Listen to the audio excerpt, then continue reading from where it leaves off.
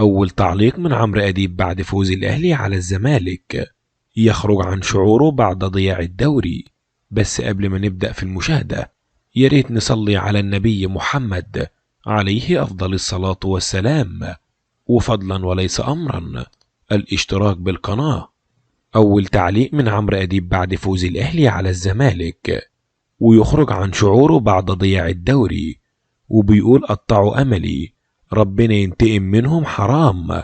أنا في آخر أيام حياتي ومركب دعامة، ومحدش هيموتني غير الزمالك. أنا قلت دي لعنة. هي أمي دعت عليا وقالت روح يا ابني، إلهي تفضل زملكاوي.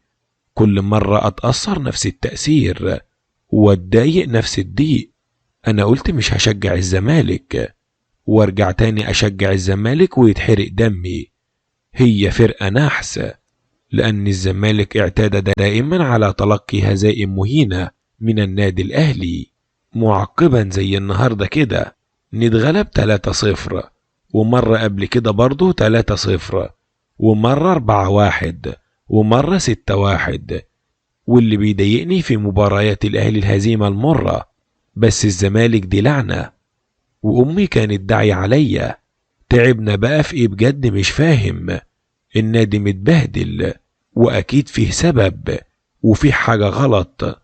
والعيب مش في النادي ولا في الإدارة ولا في اللعيبة.